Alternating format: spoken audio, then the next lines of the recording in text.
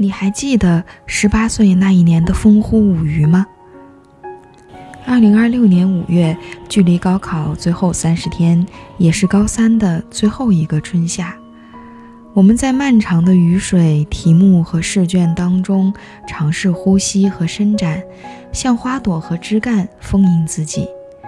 而随着高考的临近，真正的春天也已经来了。春天是一只可能之手，而且不打碎任何东西。在高中旅途的尾声，我们发起了高中3年最后一次征集，一起用真实的感受触摸春天。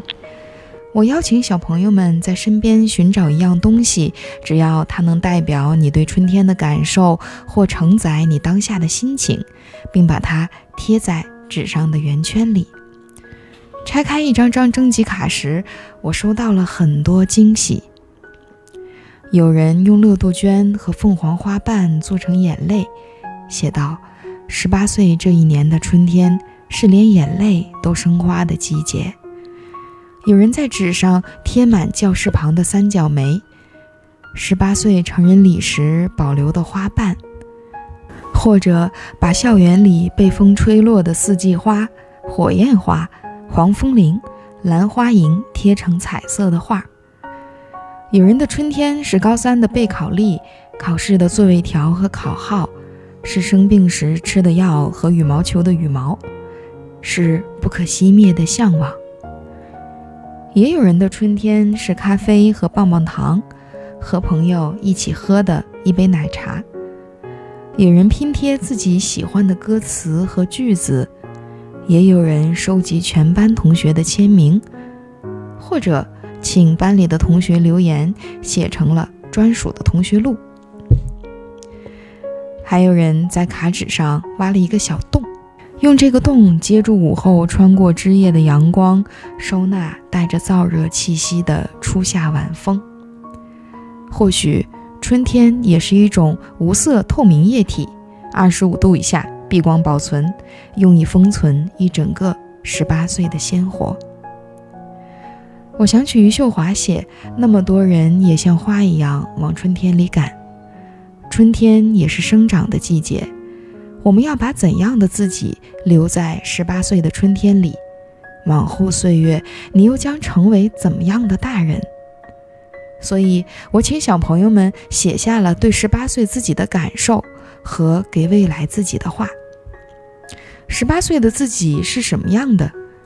有人用一种色彩描摹此刻，比如小琪说，18岁的我是紫色的，不断流淌的，毛茸茸的，充满无限可能。一家把自己比作一颗澄澈淡蓝的玻璃珠，干净透亮，藏着微光。一心说自己是校服的白色，会染上食堂的油污和灰尘，但洗洗就会变干净，用荧光笔画一下就能变成我喜欢的任何颜色。有人借一种事物描摹自己，比如西西是自由的晚风，清爽的薄荷糖，令人上火又爱不释手的榴莲。比如 Nancy 说自己是盛大而静谧的春天。陈宇说自己是千变万化的云彩，我所经历的一切构成了我，却没有什么能永远留下我。小诗说我是一条小溪，不惦念自己从哪里来，也不担忧自己将往哪里去，流经一切事物，也容纳所有的瞬间。也有人珍藏自我的某种特质，且希望它永不磨灭，比如敢爱、敢恨、敢笑、敢哭，当然也敢飞翔。约翰说我可以飞了，也应当去飞，我的身体可以飞舞，思想可以飞跃，在18岁我将飞去未来。我喜欢这一句，在18岁我将飞去未来。18岁你会对未来的自己说些什么呢？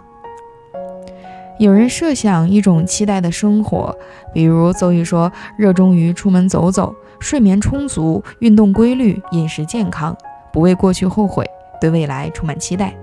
Nancy 希望成为一个平凡浪漫又有趣的大人，摆无用的物件，用矿泉水瓶养花，看书看电影，去旅游，每天开心，陪伴亲人，做自己的诗人、哲学家，也做自己的读者，为自己鼓掌，颁发奖状，去触摸山川湖海的心跳，以更大的平静去爱我不确定的生活，自己满意，自己霜降，自己做焦枯荒野上的雨，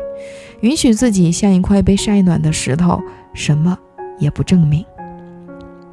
有人写下希冀的特质，比如嘉瑞说，不要失去对生活的感知，永远拥有丰沛的情感，也永远不要失去自己。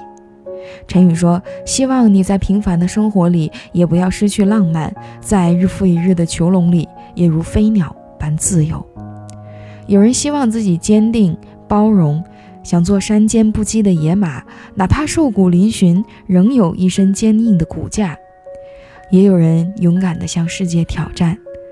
学一只闲时的鸟，在汹涌的浪潮之中辟一条康庄大道。西西说，人生总是不断有各种各样或粗糙或锋利的尖利声音和墙壁，将少年的棱角磨得光可见人，但这个世界，我接受你的挑战。更多的人希望自己只是自己，在岁月的洪流中不变化少年的样子。约翰说，我希望自己成为一个不会忘记自己曾经是小孩的大人。约翰说，与其说我留住了春天，不如说18岁的少年拥有春天，创造春天。少年就是春天。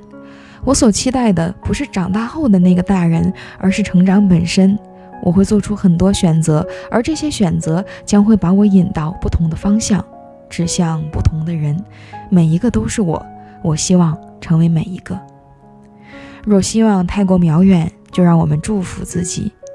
宇轩说，我祝福成为大人的我，保有创造的热情和勇气，和世界产生更深的连接。我一直祝福我，不管什么年纪，什么身份。宇飞说，无论你有没有去爱，有没有出发，你都应当发现，只是躺在草地上看云，慢慢等待天黑，也是极有趣的。亲爱的自己，我会永远在你身后，我热切地爱着你，也真诚地希望着你。我想起史铁生说，不过你要记得，春天的美丽也在于此，在于纯真和勇敢，在于未通世故。这些年少的梦想，也曾是我逐渐在流逝的岁月中弄丢的那些最宝贵的东西。它们真诚、坦荡、热烈、鲜活，那么大声的、自信的、满怀希望的向世界宣告，你看，这就是我。故事的最后是2个男孩，小李和小蔡。小蔡找到一片叶子，倒过来像一个爱心。小李则写道：5月13日，我和小蔡约好去找春天，他找到了，我还没有，但没关系，下一个春天正在路上，我会等待过去的、现在的、未来的春天一起涌来。是的，所有春天和这个春天一起涌来，这或许是高中校园里的最后一次春天，也或许是无穷未来中的第一次。亲爱的少年，亲爱的你和我，不要弄丢自己。只要你记得18岁那年的五鱼台，我们曾大笑或哭泣，曾漫步或奔跑，曾满怀希冀地坐在春天的花树下谈论理想或未来，曾那么坚定地许诺永远和一生，那么我们就能在岁月中找回自己，再一次一起向生命的春天行进，年年岁岁共展春风。